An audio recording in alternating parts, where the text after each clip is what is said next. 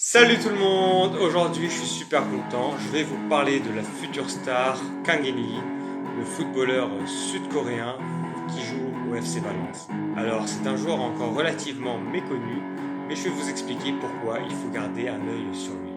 Alors pour commencer, un petit portrait du joueur. Kang In-lee est né le 19 février 2001, il a donc 19 ans.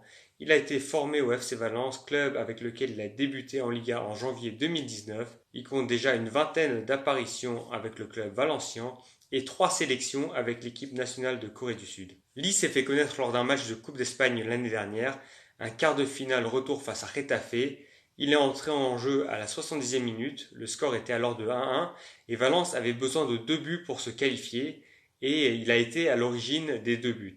Alors tout d'abord sur ce superbe centre, et ensuite sur cette passe millimétrée vers Gamero, qui n'avait plus qu'à transmettre à Rodrigo qui inscrit le but de la qualification. Kang In-lee est un joueur polyvalent.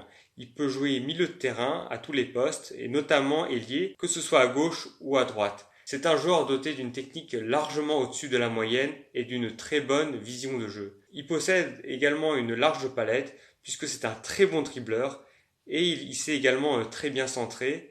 Donc on a déjà affaire à un joueur relativement complet malgré son jeune âge. Et ça, ses dirigeants l'ont bien compris puisqu'ils ont fixé sa clause de départ à 80 millions d'euros. Kang In-lee a déjà prouvé au niveau international ce qu'il valait lors du mondial des moins de 20 ans à l'été 2019. Alors à ce moment-là, il n'avait que 18 ans et face à des joueurs qui avaient 1 voire 2 années de plus que lui, il a prouvé qu'il pouvait être largement à la hauteur puisqu'il a inscrit 3 buts et délivré 4 passes décisives et la Corée est allée jusqu'en finale, seulement battue par l'Ukraine. Kang In-lee a été élu meilleur joueur du tournoi. Cette année, il a encore progressé. Albert Celades, l'entraîneur de Valence, fait régulièrement appel à lui. Alors il n'est pas souvent titulaire en raison de la forte concurrence au milieu de terrain, mais il entre souvent en jeu et il a disputé 5 matchs de Ligue des Champions cette année. Il a évidemment encore beaucoup de choses à apprendre, il fait encore trop de fautes, donc il faut qu'il se calme un peu et qu'il canalise son énergie.